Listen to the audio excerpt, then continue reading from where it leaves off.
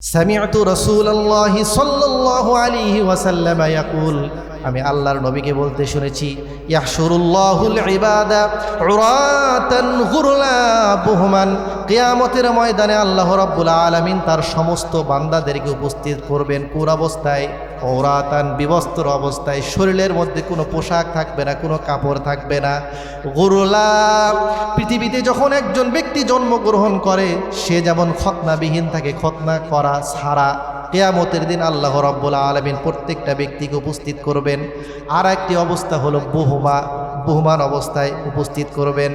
সাহাবা ইকরামদের সামনে আল্লাহর নবী যখন এই হাদিস বর্ণনা করলেন, কুলনা, আমরা জিজ্ঞেস করলাম, ইয়া রাসূলুল্লাহ মা বুহমান শব্দের অর্থ কি? আমরা তো বুঝলাম না, আগের দুইটা বুঝছি, বহুমান একটু বুঝিয়ে দেন। নবীজি বললেন, লাইসা মাআহুম শাইউন, কিয়ামতের ময়দানে হাজির হবে মানুষেরা এমন অবস্থায় পৃথিবীর কোনো বস্তু তার সঙ্গে থাকবে না। এইভাবে আল্লাহ রাব্বুল আলামিন তাদেরকে উপস্থিত করবেন। এরপরে কি? সুম্মা ইউনাদিহিম বিসাউতিন ইয়াসমাউহু মান বাউদা কামা ইয়াসমাউ মান কারবা, আল্লাহ রাব্বুল আলামিন কিয়ামতের ময়দানে সব মানুষদেরকে একত্রিত করার পরে একটা আওয়াজ দিবেন, কথা বলবেন, যেই কথাটি যারা আল্লাহর কাছে থাকবে তারা যেইভাবে শ্রবণ করতে পারবে, যারা দূরে আছে তারাও ঠিক একইভাবে শ্রবণ করতে পারবে, আওয়াজের মধ্যে কোনো কম বেশি নাই। আল্লাহ তার আওয়াজ দিয়ে বলবেন, আনাদ দাইয়ান আনাল মালিকু আনাদ দাইয়ান লা ইয়ানবাগি লি আহাদিন মিন আহলিল জান্নাতি আন ইয়াদখুলাল জান্নাহ ওয়া লা ইয়ানবাগি লি আহাদিন মিন আহলিন নারি আন ইয়াদখুলান নারা ওয়া ইনদাহু মাজলিমাতুন হাত্তা আকুসাহু।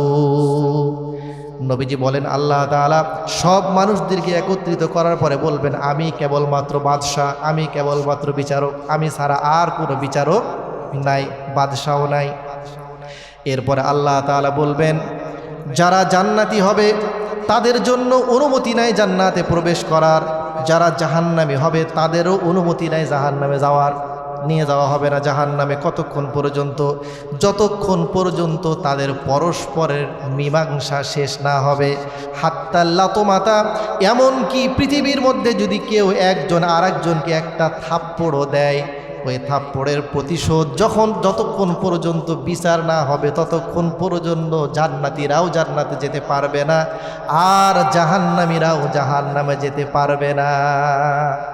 এই যে আল্লাহ রাব্বুল আলামিনের এই কথাটি, এই কিসাস সম্পর্কে, পরস্পর বিচার সম্পর্কে যে হাদিসটি আল্লাহর নবী বলেছিলেন, এই হাদিসটি জানতেন কে? আল্লাহ নবীর আরেকজন সাহাবী হযরত আব্দুল্লাহ বিন উনাইস রাদিয়াল্লাহু তাআলা আনহু। এই হাদিসটুকু শুধু শোনার জন্য, শ্রবণ করার জন্য, শিক্ষা করার জন্য জাবির বিন আব্দুল্লাহ রাদিয়াল্লাহু আনহু কত দূরে পথ পাড়ি দিয়ে গেছেন? 1 মাস। এখন বর্তমানে যেই যোগাযোগ ব্যবস্থা, পৃথিবীর এমন কোনো জায়গা নেই যেখানে যদি 1 মাস সময় লাগে, আছে? দেশ থেকে দেশ মানুষ ঘন্টার মধ্যে চলে যায়, মুহূর্তের মধ্যে চলে যায়। এত দূর সময় তিনি পাড়ি দিয়ে গিয়েছিলেন মাত্র কয়টি কারণে? একটি হাদিস শোনার কারণে। মুহতারাম ও মুআজ্জাজ মুকাররম উপস্থিত মুসল্লিবৃন্দ, আল্লাহ রাব্বুল আলামিনের দরবারে অসংখ্য অগণিত শুকরিয়া। আল্লাহ তাআলা মেহেরবানি করে, দয়া করে, মায়া করে আমাদেরকে পৃথিবীর শ্রেষ্ঠতম স্থান মসজিদে আসার, বসার সুযোগ করে দিলেন। এজন্য সকলেই বলি আলহামদুলিল্লাহ। সম্মানিত উপস্থিতি, আজকে আমরা ইতিপূর্বে কয়েক জুমা আগে ইসলামী জ্ঞান, দ্বীনি জ্ঞান, কোরআনের জ্ঞান এর গুরুত্ব সম্পর্কে, বিশেষ করে ছোটদের দ্বীনি শিক্ষার গুরুত্ব সম্পর্কে আলোচনা করা হয়েছিল। আজকে ইচ্ছা করেছি যারা আমরা বড় হয়ে গিয়েছি, বয়োজ্যেষ্ঠ, তাদের জন্য দ্বীনি শিক্ষার গুরুত্ব এবং এর পদ্ধতি কি সে সম্পর্কে কিছু আলোচনা করার। আলোচনার পূর্বেই আপনাদের জিজ্ঞেস করতেছে, আপনারা আছেন কেমন? আলহামদুলিল্লাহ। সবসময় জিজ্ঞেস করি না, মাঝে মাঝে জিজ্ঞেস করি। অনেকেই বিভিন্ন বয়সের আছেন, বিভিন্ন সমস্যায় থাকতে পারেন। দোয়া করি আল্লাহ তাআলা যেন আপনাদের সর্ব অবস্থায় সুস্থ রাখেন, ভালো রাখেন। আমিন। সম্মানিত উপস্থিতি, আমরা যারা এখানে উপস্থিত হয়েছি আমাদের তো বিশেষ একটি পরিচয় আছে, আমরা ঈমানদার। পৃথিবীতে আল্লাহ রাব্বুল আলামিন যত মাখলুক সৃষ্টি করেছেন, সমস্ত মাখলুকের মধ্যে, সকল সৃষ্টির মধ্যে সবচেয়ে শ্রেষ্ঠ দামি মাখলুক কে? মানুষ। সেই সময় কিন্তু আমরা বলি না যে ঈমানদার, আমরা বলি কি? মানুষ।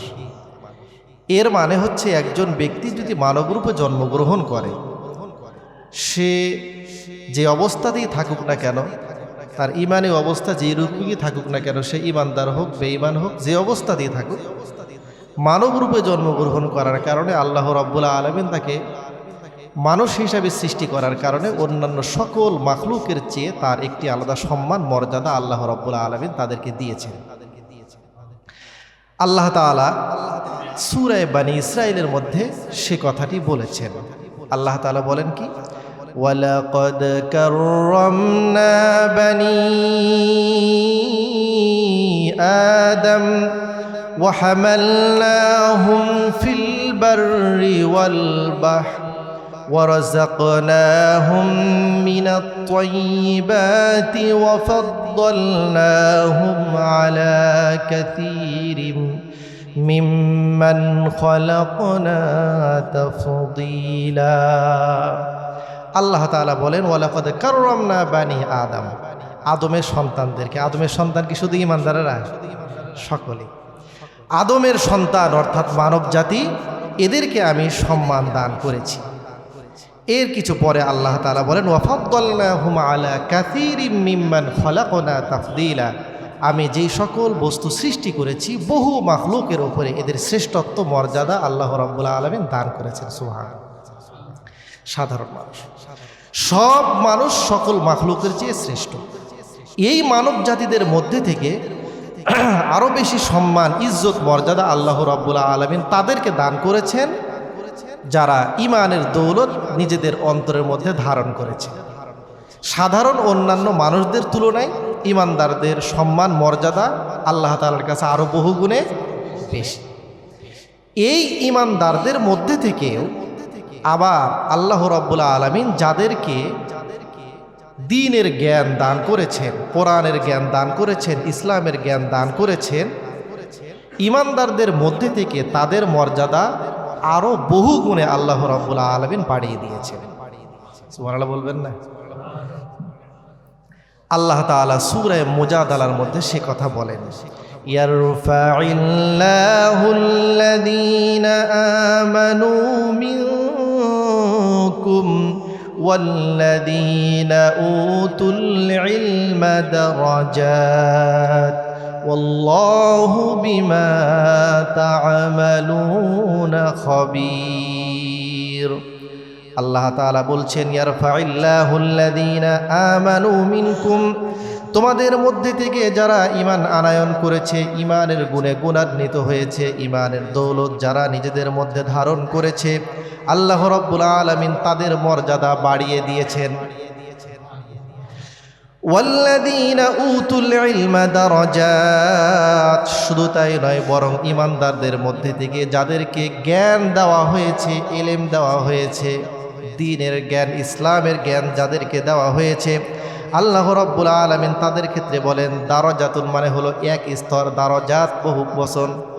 এর মানে হলো সাধারণ ঈমানদারদের তুলনায় যারা জ্ঞানী, যারা আলেম, আল্লাহ রাব্বুল আলামিন যাদেরকে জ্ঞান দিয়েছেন, এদের মাঝখানে আল্লাহ তাআলা বহু গুণ মর্যাদা বৃদ্ধি করে দিয়েছে, অনেক গুণ মর্যাদা আল্লাহ তাআলা বাড়িয়ে দিয়েছে। আলেম কারা? কোরআনুল কারীমের একটা পরিভাষা এক জিনিস, সমাজের প্রচলন পরিভাষা আর এক জিনিস, ভিন্ন ভিন্ন আছে। আমরা দেখা যায় একটাকে এক জিনিস বলি, কিন্তু কোরআন হাদিসের ভাষায় আর এক জিনিস। সহজেই বলি, আর আগেও বলেছিলাম মনে হয়, কামিজ একটা শব্দ আছে না, মহিলারা ব্যবহার করে, কিন্তু ইসলামের পরিভাষায় যেই জামাটি কাঁধ থেকে নিয়ে অর্থাৎ শরীরের উপরের অংশ ঢেকে রাখে, কোমর থেকে উপরের অংশ ঢেকে রাখে, এরকম যে কোনো জামাকে বলা হয় কামিজ। তো সেই পরিভাষার সঙ্গে আমাদের পরিভাষা কি মিল আছে? আমরা বলি একটাকে, তারা বলে আর একটাকে। তো আমরা মনে করি আলেম মনে হয় শুধু যারা নির্দিষ্ট পরিমাণ যে আছে পড়াশোনার একটা ধাপ, তারাই শুধু আলেম। আসলে তা নয়, বরং যারাই কোরআনুল কারিমের জরুরিয়াতি দিন, অর্থাৎ যে যে বিষয়ে কাজ করেন। কেউ ব্যবসায়ী, তো ব্যবসায়ী সংক্রান্ত এবং এর পাশাপাশি দৈনন্দিন জীবনে তার যা কাজ করতে হয় এই জ্ঞান ইসলামী যার আছে সে আলেম। যে চাকরি বাকরি করে সেই ক্ষেত্রে তাকে ইসলামের নীতি অনুযায়ী কীভাবে চলতে হবে এবং দৈনন্দিন জীবনে তার যে প্রয়োজনীয় যে জিনিসগুলো রয়েছে এগুলির ক্ষেত্রে ইসলামের সলিউশন সমাধান কি যার জানা আছে ওই বিষয়ে সে আলেম। এজন্য যে যে কাজ করি সেই বিষয়ে যেমন আমাদের জন্য জ্ঞান অর্জন করা জরুরি ফরজ, ঠিক তেমনিভাবে ওই বিষয়ে জ্ঞান অর্জন করলে সে আলেম। ওই বিষয়ে তার জ্ঞান আছে, ধারণা আছে। একজন ব্যক্তির সব বিষয়ে জ্ঞান থাকবে তা জরুরি নয়। যেমন যারা মাদ্রাসাতে পড়াশোনা করে তারা যে সব বিষয়ে পারদর্শী তা কিন্তু না, আমরা মনে করি সব মনে হয় জানে। যেমন চিকিৎসা বিজ্ঞানের ক্ষেত্রে এক এক ডক্টর এক এক বিষয়ে তার দক্ষতা আছে, আছে না? কেউ নাক কান গলা বিশেষজ্ঞ, কেউ চর্ম যৌন বিশেষজ্ঞ, কেউ দেখা যায় হার্ট বিশেষজ্ঞ, এক একজন এক একটা বিষয়। তো ঠিক এখানেও এইরকম। তো সাধারণ পাবলিকদের ক্ষেত্রে অবস্থা কি? একজন ব্যবসা কীভাবে করতে হয়, চাকরি বাকরি কীভাবে করতে হয় সব কি একজন জানবে? আর জরুরি ফরজ না, যে যে কাজ করে সেই বিষয়ে তার দ্বীনি জ্ঞান পরিপূর্ণ রাখা এটা হচ্ছে তার জন্য কর্তব্য, সেই বিষয়ে সে আলেম। এবার এই জ্ঞান অর্জন যে আমরা করব বা আমাদের জন্য অপরিহার্য, এখানে একটা প্রশ্ন রয়ে যায়, জটিলতা রয়ে যায়। সেটি হচ্ছে যারা ছোট শিশু এদের তো কোনো কাজ কাম নাই, তারা খাবার দাবার খায়, ঘুমায়, আব্বা আম্মা সব অর্থায়ন করে, তারা লেখাপড়া করে। কিন্তু আমরা যারা বড় হয়ে গিয়েছি, কেউ চাকরি বাকরি করি, কেউ ব্যবসা করি, কেউ ক্ষেত খাবার করি, এক একজন এক একটা কাজ আছে, ঘর সংসার আছে, বিভিন্ন ঝাইঝামাল আমাদের আছে না? আছে। তো যদি থেকে থাকে তাহলে আমরা পড়বো কিভাবে? যদি সব ছেড়ে চলে যায় পড়ার জন্য তাহলে তো জীবন জীবিকা সব বন্ধ হয়ে যাবে। আর যদি জীবন জীবিকা নিয়েই থাকি তাহলে আমাদের তো জ্ঞান অর্জন করা হবে না। আমাদের জীবনের এমন কোনো বিষয় নেই যার সমাধান ইসলামের মধ্যে রেখে দেওয়া হয় নাই। এর নমুনা ইসলামের মধ্যে রেখে দিয়েছেন। দেখুন সহিহুল বুখারীর কিতাবুল ইলমের মধ্যে ইমাম বুখারী রহমতুল্লাহ আলাইহি হাদিস উল্লেখ করেছেন। ইসলামের দ্বিতীয় খলিফার নাম কি? ওমর ফারুক রাদিয়াল্লাহু তাআলা আনহু। তিনি তার নিজের জীবনের কথা তুলে ধরেছেন, ইমাম বুখারী রহমতুল্লাহ আলাইহি উল্লেখ করেন। ওমর ফারুক রাদিয়াল্লাহু তাআলা আনহু তিনি কিন্তু ছোট ছিলেন না। যে সময়ের কথা বলছেন এটা হচ্ছে মাদানী জীবনের কথা। তিনি ইসলাম গ্রহণ করেছেন ইসলামের প্রায় শুরু যুগে মক্কায়, এরপরে হিজরত করে মদিনায় গিয়েছেন, অর্থাৎ অনেক বড় হওয়ার পরে তিনি এই ঘটনা বলছেন। তিনি বলেন মদিনায় যখন আমরা ছিলাম তো আল্লাহর নবীর হাদিস কাকে বলে? তিনি যা বলেন মুখ দিয়ে সেটি হাদিস, তিনি যা করছেন এটি হাদিস।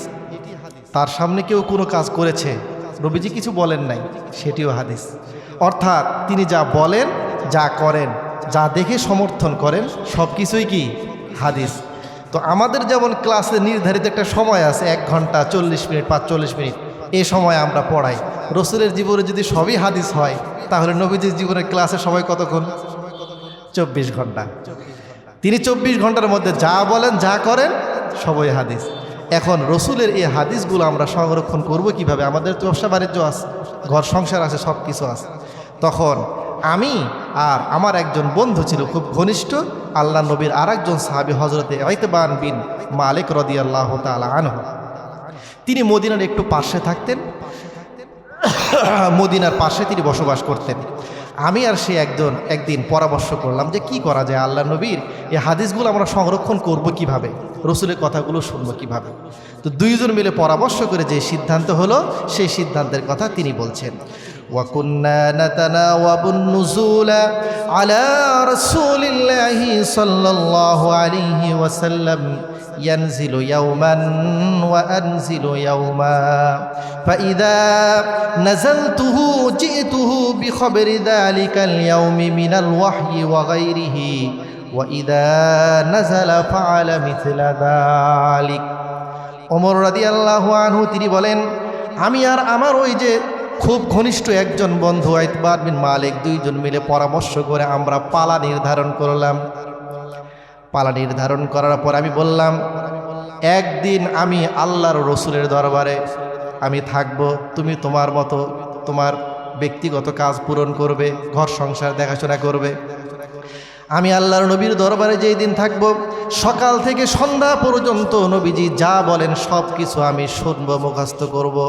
নবীজি যা করেন তা আমি অবলোকন করব, তা দর্শন করব, লক্ষ্য করব। নবীজি কি করছেন, তার সামনে কি করা হচ্ছে, সব কিছু সংরক্ষণ করার পরে যখন সন্ধ্যা হবে আল্লাহর নবীর দরবার থেকে আমিও চলে আসব। তুমি তোমার সারাদিনের কাজ শেষ করে দুজন মিলে চলে আসবে। আসার পরে আমি যা কিছু দেখেছি, যা কিছু শুনেছি সব কিছু তোমার সামনে বর্ণনা করে দেব। এই তো হচ্ছে একদিনের কথা। এর পরের দিন আমি আর রসুলের দরবারে যাব না, তুমি রসুলের দরবারে যাবে। আর আমি কি করব, আমার ব্যক্তিগত পারিবারিক যেই সকল কাজগুলি রয়েছে সব কিছু আমি আঞ্জাম দিব, তুমি রসুলের দরবারে থাকবে। সকাল থেকে সন্ধ্যা পর্যন্ত যা কিছু তুমি দেখো সব কিছু শোনো, মুখস্থ করবে এবং তা পর্যবেক্ষণ করবে, লক্ষ্য করবে। এরপরে সন্ধ্যাবেলায় আবার দুইজন একত্রিত হয়ে তুমি যা শুনেছো সেই দিন সব কিছু আমার কাছে বলে দিবে। এইভাবে পালাক্রমে একদিন আমি রসুলের দরবারে যাব, তুমি যাবে তোমার কর্মক্ষেত্রে। পরের দিন আমি যাব আমার কর্মক্ষেত্রে, তুমি যাবে রসুলের দরবারে। পালাক্রমে এভাবে আমাদের ঘর সংসার, ব্যক্তিগত কাজ কারবার যা আছে সব কিছু পরিচালিত হবে। এর পাশাপাশি রসুলের দরবারে যা কিছু হয় সব কিছু আমাদের এলেমে, আমাদের জ্ঞানও আমরা সেই বিষয়ে অর্জন করতে পারব। এইভাবে তারা পরস্পর উভয় মিলে একটা সমঝোতা তাদের সে সময়ের অবস্থা অনুযায়ী তারা করেছিলেন। সুবহানাল্লাহ বলবেন না? কিন্তু ছেড়ে দেন নাই, হাল ছেড়ে দেন নাই যে না আমরা তো আর যেতে পারবো না, কাজ কাম করে কীভাবে, নজিরে রেখে দিয়েছেন। তো সুতরাং আমরাও যদি চাই তাহলে কোনো না কোনো একটা ব্যবস্থা হয়ে যাবে। আর যদি নাই চাই, মনের মধ্যে সে আগ্রহী না থাকে, তাহলে তো সমাধান কখনোই আসবে না। এর জন্য ফিকির করতে হবে কেন তারা এর জন্য এত বেশি আগ্রহ ছিলেন। তার কারণ তারা তো বুঝতেন যে এর গুরুত্বটা কত বেশি অপরিহার্য এবং কতটা জরুরি একজন ব্যক্তির দ্বীনি জ্ঞান অর্জন করা। শুধু তাই নয়, বরং কিছু কিছু সাহাবা একরাম তো ছিলেন যারা নিজেদের পেশা এবং নিজেদের নেশা বানিয়ে নিয়েছিলেন একটি, সেটি হচ্ছে জ্ঞান অর্জন করবে। তারা শিক্ষিত হবে, জ্ঞান অর্জন করবে, এটাই ছিল তাদের একমাত্র কর্ম, এটাই ছিল তাদের পেশা, এটাই ছিল হলো তাদের পেশা। এদের মধ্যে থেকে অন্যতম একজন সাহাবী হযরতে আবু হুরায়রা রাদিয়াল্লাহু তাআলা আনহু। তিনি হাদিস জগতে সবচেয়ে বেশি হাদিস বর্ণনাকারী সাহাবী, অর্থাৎ তার থেকে হাদিস সবচেয়ে বেশি বর্ণিত হয়েছে। তার বর্ণিত হাদিস সংখ্যা অনেকেই বলেছেন 5374টি হাদিস তিনি বর্ণনা করেছেন। সুবহানাল্লাহি ওয়া বিহামদিহি। কিন্তু এর অর্থ এই নয় যে তিনি সবচেয়ে বেশি জ্ঞানী ছিলেন, আসলে বিষয়টা এমন নয়। কারণ আল্লাহর নবীর যারা ঘনিষ্ঠ সাহাবা একরাম তারা আবু হুরায়রা রাদিয়াল্লাহু তাআলা আনহুর চেয়েও বেশি জানতেন, কিন্তু বর্ণনা করেছেন কম। আবু হুরায়রা রাদিয়াল্লাহু তাআলা আনহু যা জানতেন তা বর্ণনা করেছেন, এজন্য তার বর্ণনার সংখ্যা বেশি হয়েছে, কিন্তু এর অর্থ এই নয় যে তিনি বেশি জানতেন। বিষয়টা একটু পরিষ্কার করে বলি।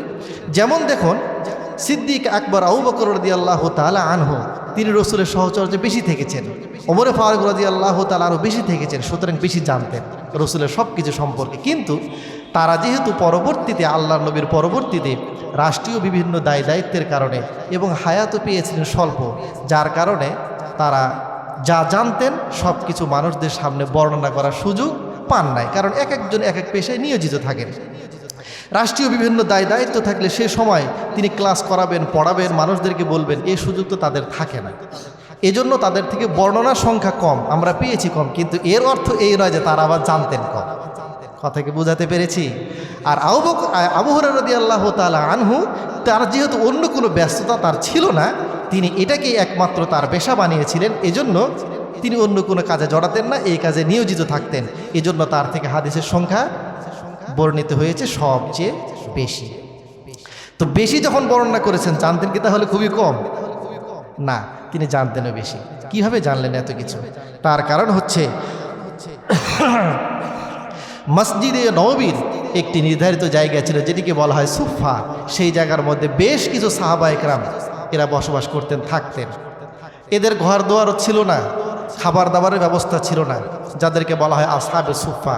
কেউ কিছু দিল তা খেতেন, আর সব সময় রসুলের দরবারে পড়ে থাকতেন, রসুল কি বলছেন তা শোনার জন্য, আল্লাহর নবী কি করছেন তা অবলোকন করার জন্য, দেখার জন্য। আবু হুরায়রা রাদিয়াল্লাহু তাআলা আনহু তিনি বলেন, একদিন আমি ঘর থেকে বেরিয়েছি, মসজিদে নববী থেকে বের হয়েছি। বের হওয়ার পরে দেখতেছি আমরা যারা একসঙ্গে সেখানে থাকি, আমাদের কিছু সঙ্গী মসজিদ নববীর সামনে তারা সমবেত সেই জায়গার মধ্যে একত্রিত হয়েছে। আমি জিজ্ঞেস করলাম, ভাই তোমরা সেখান থেকে এখানে বেরিয়ে এসেছো কেন? তারা সকলেই বলল, সেখানে যে আসি খাবারের তো কোনো ব্যবস্থা নাই, প্রচণ্ড ক্ষুধা, বাইরে বের হয়ে এসেছি, দেখি কোনো খাবারের ব্যবস্থা হয় কিনা এই জন্য। তারা আমাকে জিজ্ঞেস করলো, আবু হুরায়রা তুমি কেন বের হয়ে এসেছো? তিনি বলেন, আমি জবাব দিলাম, তোমাদেরকে যেই জিনিস বের করে নিয়ে এসেছে আমি আবু হুরায়রাকেও তাই বের করে নিয়ে এসেছে। এর মানে, এর অর্থ হচ্ছে তোমরা যেমন ক্ষুধার তাড়নায়, খাবারের কোনো ব্যবস্থা নাই, প্রচণ্ড ক্ষুধার কারণে বের হয়ে এসেছো, আমি আবু হুরায়রাও কিছু খাবারের তালাশে অন্যাসরের জন্য বেরিয়ে এসেছি, প্রচণ্ড ক্ষুধা আমার পেটের মধ্যে। ঠিক কিছুক্ষণের মধ্যেই আল্লাহর নবী সেই জায়গার মধ্যে উপস্থিত। সাহাবায়ে কেরামকে জিজ্ঞেস করলেন, কেন বেরিয়ে এসেছো? সব সাহাবায়ে কেরামরা উত্তর দিলেন, হুজুর আমরা এখানে থাকি আপনার শুধু কথাগুলি শোনার জন্য, আপনার কাজগুলি দেখার জন্য, এক কথায় আপনার কাছ থেকে দিন অর্জন করার জন্য। আমাদের জীবনের যাবতীয় কর্ম থেকে ফারেগ হয়ে আমরা এখানে আপনার দরবারে রয়ে যাই। আমাদের তো খাবারের কোনো ব্যবস্থা নাই, আমরা করতে পারি না। আপনি যা দেন, আপনার একনিষ্ঠ সাহাবায়ে কেরামরা আমাদের যতটুকু খাবারের ব্যবস্থা করে সেইভাবে আমাদের দিন চলে যায়, এইভাবে আমরা পার করি। ক্ষুধার কারণে আমরা বের হয়ে এসেছি। আল্লাহর নবী সঙ্গে সঙ্গে তাদেরকে, তবকাত ইবনে সাদের মধ্যে এসেছে, 2টি করে খেজুর প্রত্যেকটা সাহাবীকে দিলেন। কয়টি করে খেজুর? 2টি করে দিলেন। আবু হুরায়রা রাদিয়াল্লাহু তাআলা আনহু তিনি 2 খেজুরের মধ্যে থেকে 1টি খেজুর গ্রহণ করলেন, আর আরেকটি খেজুর তিনি খান্না রেখে দিলেন। নবীজি দেখলেন, দেখার পরে জিজ্ঞেস করলেন, আবু হুরায়রা তোমাকে 2টা খেজুর দিলাম, 2টা খেজুরের মধ্যে 1টা খেজুর তুমি গ্রহণ করেছো, আর একটা খেজুর নিজের কাছে রেখে দিয়েছো, কেন বলো? রাদিয়াল্লাহু আনহু বললেন, ইয়া রাসূলুল্লাহ, ইয়া হাবিবাল্লাহ, এইখানে আমি আপনার কাছে ইলম অর্জন করার জন্য, দিন শিক্ষা করার জন্য আসি, আমি কোনো কর্ম করতে পারি না। আপনি যে 2টা খেজুর দিয়েছেন, একটা খেজুর নিজের জন্য আমি ভক্ষণ করেছি, খেয়েছি, আর একটা খেজুর আমার আম্মার জন্য আমি রেখে দিয়েছি। আমার আম্মা তিনি বাড়িতে ক্ষুধার্ত আছেন, তার জন্য রেখে দিয়েছি। নবীজি বললেন, আবু হুরায়রা তোমার আম্মার জন্য সে আর এক খেজুর রাখতে হবে না, তুমি সেটা খেয়ে নাও, তোমার আম্মুর জন্য আমি আরও 2টা খেজুর দিয়ে দিচ্ছি। নবীজি দিয়ে দিলেন। আবু হুরায়রা রাদিয়াল্লাহু তাআলা আনহু সহ আসহাবে সুফফার যারা ছিলেন, ইলমের গুরুত্ব মর্যাদা তারা বুঝতেন, যার কারণে সব কাজ থেকে তারা ফারেক হয়ে নিজের জীবনকে এর জন্য ওয়াকফ করে দিয়েছিল। শুধু তাই নয়, বরং সহিহুল বুখারীর মধ্যে এসেছে, আল্লাহর নবীর ইন্তেকালের বহু পরে আবু হুরায়রা রাদিয়াল্লাহু তাআলা আনহু যখন অত্যন্ত প্রাচুর্য সুখে আরামে জীবনযাপন করতেছিলেন, সেই সময়ের মধ্যেকার একটা অবস্থার কথা মুহাম্মদ রাহমাতুল্লাহি আলাইহি, যিনি একজন তাবিঈ ছিলেন, তিনি বলেন যে, কুন্না ইনদা আবি হুরায়রা, আমি একদিন আবু হুরায়রার কাছে বসে আছি, তো দেখতেছি ওয়া আলাইহি সাওবানে মুশাক্কাকাতানে মিন কাতান, কাতানের 2টি কাপড়। কাতান আরবি শব্দ, আর এটিকে ইংরেজিতে বলা হয় কটন, বাংলায় আমরা কি বলি? সুতি। সুতি সুতি আবার এটা এ নামও আছে, কিছু কিছু কাপড়ের নামই আছে কাতান কাপড় বলে না, আছে, কিন্তু মূলত কাতান এটি হচ্ছে কটন, সুতি কাপড়। সুতি কাপড়ের দাম কি কম হয় সাধারণত, না বেশি? বেশি হয়। মুশাক্কাকাতান, শুধু সুতি 2টি কাপড় না, কারুকার্য খচিত দামি, অত্যন্ত দামি 2টি কাপড়। এক কাপড় তিনি পরে আছেন, আর আরেকটি কাপড় রুমাল বানিয়ে তিনি তার মুখ, নাক ইত্যাদি মুছতেছেন। আবু হুরায়রা নিজের এই অবস্থা দেখে ইমাম বুখারী রাহমাতুল্লাহি আলাইহি হাদিস উল্লেখ করেছেন, তিনি বলেন, ফাতামাখাতা আবু হুরায়রা ওয়াকালা বাহ বাহ, আশ্চর্য হয়ে বলতেছেন, বাহ বাহ আবু হুরায়রা, তুমি আজকে কোন শান শৌকতে, অত্যন্ত প্রাচুর্যের মধ্যে আর আরামায়েশে তুমি জীবনযাপন করছো, নিজেকে সম্বোধন করে। কে বলছেন? আবু হুরায়রা রাদিয়াল্লাহু আনহু নিজেই নিজেকে সম্বোধন করে বলছেন, তুমি এই অবস্থায় জীবনযাপন করছো, অথচ তোমার কি মনে নাই কোন কথা? ওয়ালাকাদ রাআইতুনি ওয়া ইন্নী লা আখিরু ফীমা বাইনা মিম্বারি রাসূলিল্লাহি সাল্লাল্লাহু আলাইহি ওয়াসাল্লাম ইলা হুজরাতি আয়েশা।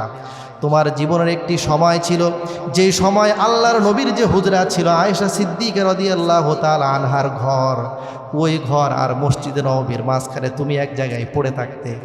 কেন পড়ে থাকতে? তার কারণ কি? মানুষেরা সেই জায়গার মধ্যে তুমি বেহুশ হয়ে, তোমার কোনো হুঁশ থাকতো না, বেহুশ হয়ে তুমি পড়ে থাকতে। ফায়াজিউল জাইউ ফায়াদাউ রিজলাহু আলা উনুকি। মানুষেরা এসে মনে করতো আবু হুরায়রার মনে হয় মৃগী ব্যারাম হয়েছে, যার কারণে সে অজ্ঞান হয়ে এই জায়গার মধ্যে পড়ে গেছে। সেই সময়ের মধ্যে প্রচলন ছিল চামড়ার জুতা, মানুষকে শোঙালে মৃগী রোগ ভালো হয়ে যেত। এই জন্য মানুষেরা এসে তোমার কাঁধের ওপরে, শরীরের ওপরে চামড়ার জুতা রেখে দিত, তোমাকে চামড়ার জুতার ঘ্রাণ তোমাকে শোঙানোর জন্য চেষ্টা করত। অথচ ওয়ায়ারা আন্নি মাজনুন, তারা মনে করতো তুমি পাগল হয়ে গিয়েছো, যার কারণে তুমি বেহুশ হয়ে পড়ে আছো। ওয়ামা বি মাজনু ওয়ামা বি মিন জুনুনিন মা বি ইল্লাল জু। অথচ আমি সেই সময় পাগল ছিলাম না, আমি সেই সময় কোনো রোগ ছিল না, বরং আমি ক্ষুধার কারণে মসজিদে নববীর মেম্বার আর আয়েশা সিদ্দিকা রাদিয়াল্লাহু আনহার ঘরের মাঝখানে পড়ে থাকতাম। সেই সময় তোমার এই দুরবস্থা ছিল, আর আজকে তুমি কত আরামে জীবনযাপন করছো, সেই সময়ের কথা তুমি কি ভুলে গেছো? আবু হুরায়রা রাদিয়াল্লাহু আনহু নিজেকে সম্বোধন করে সে কথা বলেছে। শুধু তাই নয়, বরং আরও আশ্চর্যের বিষয় হলো যেই বর্ণনাটি ইবনে আব্দুল বার আল মাগরিবি আল মালিকি সুম্মা দিমাশকি রাহিমাহুল্লাহ তাআলা আনহু বিস্তারিত বর্ণনা করেছেন। সহিহুল বুখারীর মধ্যে সংক্ষেপে এসেছে, আপনাদের কিছু নজির শোনাচ্ছি। আল্লাহর নবীর একজন সাহাবী হযরতে জাবির বিন আব্দুল্লাহ রাদিয়াল্লাহু তাআলা আনহু তিনি বলেন যে বালাগানি হাদিসুন আন রাজুলিন মিন আসহাবিন নবী সাল্লাল্লাহু আলাইহি ওয়াসাল্লাম ফিল কিসাস। আমি একবার জানতে পারলাম কেসাস সম্পর্কে। কেসাস মানে হলো প্রতিশোধ গ্রহণ করা। একজন আরেকজনের উপর কোনো জুলুম করেছে, এর বিচার যা হবে প্রতিশোধ স্বরূপ, সেটাকে বলা হয় কেসাস। এই সম্পর্কে আল্লাহর নবীর কাছ থেকে একজন সাহাবী একটি হাদিস জানে, আমি সেই সম্পর্কে জানতে পারলাম। কোন সাহাবী? তার নাম ছিল আব্দুল্লাহ বিন উনাইস রাদিয়াল্লাহু তাআলা আনহু। আমি যখন জানতে পারলাম তখন আমি ইচ্ছা করলাম যে সেই হাদিসটি আমি শিখব, জানব। কয়টা হাদিস? একটি মাত্র হাদিস আল্লাহর নবীর। কিন্তু আশ্চর্যের বিষয় হলো আব্দুল্লাহ বিন উনাইস রাদিয়াল্লাহু তাআলা আনহু তিনি থাকেন মিশরে, আমি থাকি মদিনায়। কত দূরত্ব! এখন তো রাষ্ট্রই আলাদা হয়ে গিয়েছে, মাঝখানে আরো বহু রাষ্ট্র, কত ব্যবধান। এখন আমি যাব কিভাবে তার কাছে হাদিসটি গ্রহণ করার জন্য? সে সময় প্লেন ছিল, বাস ছিল, কিছুই ছিল না। একটি মাত্র হাদিস জানার জন্য তিনি করলেন কি? তিনি বলেন ফাবতাআতু বাঈরান, আমি একটি উট কিনলাম বাহন স্বরূপ, যাব যে। উট কেনার পরে ফাশাদাতু রাহলি আলাইহি, এর উপরে আমার বসার বাহন আমি বেঁধে দিলাম। বাঁধার পরে সুম্মা সিরতু শাহরান হাত্তা কাদিমতু মিসরা, 1 মাসের পথ অতিক্রম করে আমি মিশরে গিয়ে পৌঁছি। চিন্তা করেছেন কয়টি হাদিস শিখার জন্য? মাত্র একটি হাদিস। আল্লাহর নবী দুনিয়াতে নাই, কিন্তু তার সে হাদিসটি একজন সাহাবী জানে, আমি জানতে পেরেছি তিনি জানেন। তার মাঝখানে আর আমার মাঝখানে বহু দূরের দূরত্ব, এই জন্য একটি উট ক্রয় করে 1 মাসের দূরত্ব পাড়ি দিয়ে আমি তার কাছে গেছি। যাওয়ার পরে কি হলো? ফাআতাইতু আব্দুল্লাহ ইবনে উনাইস, সেই সাহাবীর কাছে গিয়ে বললাম ফাকুলতু লিল বাওয়াব, দেখতেছি দরজার সামনে একজন গেটম্যান, একজন সিকিউরিটি দাঁড়ানো। আমি তাকে বললাম কুল্লাহু জাবিরুন আলাল বাব, আপনি একটু মেহেরবানি করে গিয়ে বলুন যে দরজার সামনে আব্দুল্লাহ দাঁড়িয়ে আছে, জাবের দাঁড়িয়ে আছে, এই কথা আপনি গিয়ে একটু জানান। যখন তিনি এই কথা জানালেন তখন তিনি ঘর থেকেই প্রশ্ন করতেছেন যে জাবের যে এসেছে, জাবের তো আল্লাহ নবীর সাহাবী কয়েকজন, তিনি কি আব্দুল্লাহর ছেলে জাবের নাকি? তা আমি তখন বাহির থেকে উত্তর দিলাম যে হ্যাঁ, আমি আব্দুল্লাহর ছেলে জাবের এসেছি। তিনি যখন আমার সামনে আসলেন, সালাম বিনিময় করলাম, মুআনাকা করলাম, করার পরে আমি তখন আমার সেই আকাঙ্ক্ষার কথা, যেই লক্ষ্যকে কেন্দ্র করে, যে আকাঙ্ক্ষাকে কেন্দ্র করে আমি দীর্ঘ 1 মাসের পথ পাড়ি দিয়ে এসেছি, আমি তখন তাকে বললাম, কি বললাম? হাদিসুন বালাগানি আনকা সামি'তাহু মিন রাসূলিল্লাহি সাল্লাল্লাহু আলাইহি ওয়াসাল্লাম ওয়া লাম আসমা'হু ফিল কিসাস। হে আমার সাহাবী ভাই আব্দুল্লাহ বিন উনাইস, আমি শুনেছি আল্লাহর নবীর একটা হাদিস তুমি বর্ণনা করো, যে হাদিসটি আমি রসুলের কাছ থেকে সরাসরি শুনতে পারি নাই, আমি জানি না, যার কারণে সে হাদিসটি শোনার কারণে আমি সুদূর মদিনা থেকে মিশরে এসেছি। তার কারণ হলো ফাখাশিতু আন আমুতা আও তামুতা ক্বাবলা আন আসমাআহু, আমার ভয় হয় রসুলের সে হাদিস শোনার পূর্বে না জানি আমি মারা যাই। আমি যদি মারা যাই রসুলের সে হাদিস না শুনে মৃত্যুবরণ করব।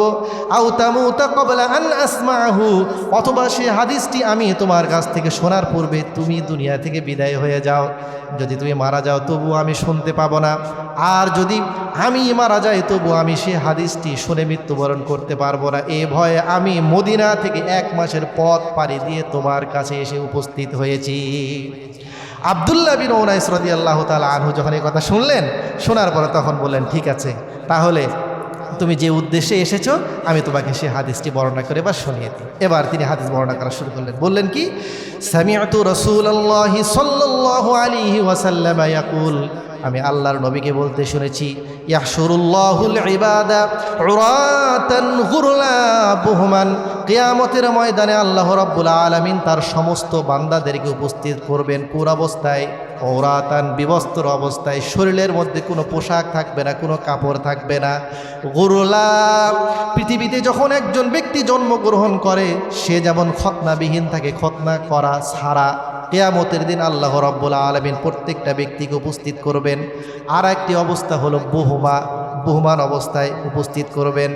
সাহাবা ইকরামদের সামনে আল্লাহর নবী যখন এই হাদিস বর্ণনা করলেন, কুলনা, আমরা জিজ্ঞেস করলাম, ইয়া রাসূলুল্লাহ মা বুহমান শব্দের অর্থ কি? আমরা তো বুঝলাম না, আগের দুইটা বুঝছি, বহুমান একটু বুঝিয়ে দেন। নবীজি বললেন, লাইসা মাআহুম শাইউন, কিয়ামতের ময়দানে হাজির হবে মানুষেরা এমন অবস্থায় পৃথিবীর কোনো বস্তু তার সঙ্গে থাকবে না। এইভাবে আল্লাহ রাব্বুল আলামিন তাদেরকে উপস্থিত করবেন। এরপরে কি, সুম্মা ইউনাদিহিম বিসাউতিন ইয়াসমাউহু মান বাউদা কামা ইয়াসমাউ মান কারবা, আল্লাহ রাব্বুল আলামিন কিয়ামতের ময়দানে সব মানুষদেরকে একত্রিত করার পরে একটা আওয়াজ দিবেন, কথা বলবেন, যেই কথাটি যারা আল্লাহর কাছে থাকবে তারা যেইভাবে শ্রবণ করতে পারবে, যারা দূরে আছে তারাও ঠিক একইভাবে শ্রবণ করতে পারবে, আওয়াজের মধ্যে কোনো কম বেশি নাই। আল্লাহ তার আওয়াজ দিয়ে বলবেন, আনাদ-দাইয়ান আনাল মালিকু আনাদ-দাইয়ান লা ইয়ানবাগি লি আহাদিন মিন আহলিল জান্নাতি আন ইয়াদখুলাল জান্নাহ ওয়া লা ইয়ানবাগি লি আহাদিন মিন আহলিন নারি আন ইয়াদখুলান নারা ওয়া ইনদাহু মাজলিমাতুন হাত্তা আকুসাহু। নবীজি বলেন, আল্লাহ তাআলা সব মানুষদেরকে একত্রিত করার পরে বলবেন, আমি কেবলমাত্র বাদশাহ, আমি কেবলমাত্র বিচারক, আমি ছাড়া আর কোনো বিচারক নাই, বাদশাও নাই। এরপরে আল্লাহ তাআলা বলবেন, যারা জান্নাতি হবে তাদের জন্য অনুমতি নাই জান্নাতে প্রবেশ করার, যারা জাহান্নামী হবে তাদেরও অনুমতি নাই জাহান্নামে যাওয়ার, নিয়ে যাওয়া হবে না জাহান্নামে। কতক্ষণ পর্যন্ত? যতক্ষণ পর্যন্ত তাদের পরস্পরের মীমাংসা শেষ না হবে। হাত্তা লাতমাতা, এমনকি পৃথিবীর মধ্যে যদি কেউ একজন আরেকজনকে একটা থাপ্পড়ও দেয়, ওই থাপ্পড়ের প্রতিশোধ যতক্ষণ পর্যন্ত বিচার না হবে ততক্ষণ পর্যন্ত জান্নাতীরাও জান্নাতে যেতে পারবে না, আর জাহান্নামীরাও জাহান্নামে যেতে পারবে না। এই যে আল্লাহ রাব্বুল আলামিনের এই কথাটি, এই কিসাস সম্পর্কে, পরস্পর বিচার সম্পর্কে যে হাদিসটি আল্লাহর নবী বলেছিলেন, এই হাদিসটি জানতেন কে? আল্লাহ নবীর আরেকজন সাহাবী হযরত আব্দুল্লাহ বিন উনাইস রাদিয়াল্লাহু তাআলা আনহু। এই হাদিসটুকু শুধু শোনার জন্য, শ্রবণ করার জন্য, শিক্ষা করার জন্য জাবির বিন আব্দুল্লাহ রাদিয়াল্লাহু আনহু কত দূরে পথ পাড়ি দিয়ে গেছেন? 1 মাস। এখন বর্তমানে যেই যোগাযোগ ব্যবস্থা, পৃথিবীর এমন কোনো জায়গা নেই যেখানে যেতে 1 মাস সময় লাগে, আছে? দেশ থেকে দেশ মানুষ ঘন্টার মধ্যে চলে যায়, মুহূর্তের মধ্যে চলে যায়। এত দূর সময় তিনি পাড়ি দিয়ে গিয়েছিলেন মাত্র কয়টি কারণে? একটি হাদিস শোনার কারণে। কি পরিমাণ তাদের মধ্যে আগ্রহ ছিল এবং এর প্রতি তাদের স্পৃহা ছিল, শখ ছিল, যোগ ছিল তা শ্রবণ করার এবং শিক্ষা গ্রহণ করার, জানার জন্য। সুতরাং আমরা যারা আছি অবশ্যই, যদি বিভিন্ন জায়গায় বিভিন্ন মসজিদে ব্যবস্থা আছে, নৈশ শিক্ষার আছে না? আপনাদের মুগদার মধ্যেও মনে হয় বিভিন্ন জায়গাতে থাকার কথা, খোঁজ নেবেন। আছে, ভর্তি হবেন, সেখানে গিয়ে পড়বেন। এখন শিক্ষা গ্রহণ করা সঠিক একটি পদ্ধতি হলো, এটি বলে শেষ করে দিই, সেটি হলো শিখতে হবে আলেমদের কাছ থেকে। কাদের কাছ থেকে? সহজে একটা বিষয় বুঝেন, আমাদের এই যে মসজিদের স্পেসটা আছে, চারিদিক দিয়ে যদি আলমারি বানানো হয় আর এখানে মেডিকেল সায়েন্সের যতগুলি বই পুস্তক রয়েছে এগুলো যদি সারিবদ্ধভাবে সব সাজিয়ে রাখা হয়, আমরা যদি এসে পড়ি আমরা সবাই ডাক্তার হয়ে যাব? হব না। কেন? বই তো আছে। হব না কেন? হ্যাঁ, বই থাকতে হবে, এটি বোঝানোর জন্য ব্যক্তিও লাগবে। এই কথাটি মুসনাদুদ দারিমি একটি হাদিসের কিতাব, আমরা এই হাদিসটির নাম একটু কম শুনি। এটি একটি হাদিসের কিতাব, ইমাম দারিমি রহমতুল্লাহ লেখা। সেখানে 246 নম্বর হাদিসের মধ্যে আল্লাহ নবী একটি সাহাবী এইভাবে উল্লেখ করেছেন। হযরত আবু উমামা আল বাহিলি রাদিয়াল্লাহু আনহু তিনি বলেন, আল্লাহর নবী একদিন আমাদেরকে বললেন, কি বললেন? খুদুল ইলমা ক্বাবলা আন ইয়াযহাবা, শোনো, ইলম দুনিয়া থেকে বিদায় হওয়ার পূর্বেই ইলম অর্জন করে নাও। আমরা তখন আল্লাহর নবীকে বললাম, ওয়া কাইফা ইয়াযহাবুল ইলমু ইয়া নাবিয়াল্লাহ ওয়া ফিনা কিতাবুল্লাহ, ইয়া রাসূলুল্লাহ, ইলম কিভাবে চলে যাবে অথচ আমাদের মাঝখানে আল্লাহর কোরআন কি থাকবে না? এরকমই কি কখনো হবে নাকি যে কোরআনুল কারীম আছে কিন্তু ভিতরে যা লেখা ছিল সব কিছু উঠানো হয়ে গেছে, এখন কোরআন শরীফ খুলে দেখি সব পৃষ্ঠাগুলি সাদা? কখনো কি এরকম হয়ে যাবে নাকি? আমরা নবীজিকে জিজ্ঞেস করলাম যে হুজুর, কোরআনুল কারীম থাকবে, আপনার কথা থাকবে, সব কিছুই থাকবে, তাহলে ইলম আবার চলে যাবে কিভাবে পৃথিবী থেকে? তখন নবীজি রাগান্বিত হলেন, একটু তাদের কথা শুনে এবং আশ্চর্য হলেন। হওয়ার পরে নবীজি বললেন, আওয়ালাম তাকুনিত তাওরাতু ওয়াল ইনজিলু ফি বানি ইসরাঈল ফালাম ইউগনিয়া আনহুম শাইআ, ইতিপূর্বের যেই সকল উম্মতরা ছিল বনি ইসরাঈল তাদের মধ্যে তাওরাত ছিল, ইনজিল ছিল, কিন্তু তারপরও তারা পথভ্রষ্ট হয়েছে না হয় নাই? নবীজি জিজ্ঞেস করলেন, তাদেরকে পথভ্রষ্ট হয় নাই? ফালাম ইউগনিয়া আনহুম শাইআ, কাজে তো আসে নাই। কেন? তার কারণ তাওরাত ছিল, ইনজিল ছিল, কিন্তু তাওরাত বুঝানোর জন্য, তাওরাত ইনজিল বুঝানোর জন্য যে সকল ব্যক্তিদের দরকার, আলেমদের দরকার, নবীদের অবর্তমানে এরা খিয়ানত করছে। ওরা তাদেরকে সঠিকভাবে বুঝায় নাই, যার কারণে কিতাব তো ছিল, তারা নিজেরা পড়তেও পারে নাই, আর যারা পড়াবে শিক্ষক ওরা নিজেরাই ওর মধ্যে করছে বিকৃতি। সুতরাং তারা এর থেকে সঠিক জ্ঞান কিভাবে শিখবে? তো ঠিক একই অবস্থা, কোরআন তো থাকবে, দ্বীনের কথাগুলো থাকবে, কিন্তু এগুলি বোঝানোর জন্য যে উপযুক্ত ব্যক্তি তারা থাকবে না।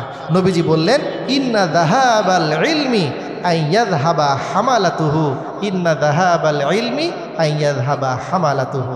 ইলম চলে যাওয়ার অর্থ হচ্ছে, ইলম তো থাকে মানুষের সিনার ভিতরে, যারা তা বহন করে, বোঝে, এই সকল ব্যক্তিরা দুনিয়া থেকে বিদায় নেবে, আর এর মাধ্যমে কপিগুলো পড়ে থাকবে ঠিক, কিন্তু সেখান থেকে সঠিক জ্ঞান বোঝানোর মতো ব্যক্তি না থাকার কারণে সাধারণ পাবলিকরা তা বুঝতেও পারবে না, তারা সকলেই মূর্খ হয়ে আর জ্ঞানহীনভাবে তারা বেঁচে থাকবে। এইভাবে পৃথিবী থেকে ইলম চলে যাবে।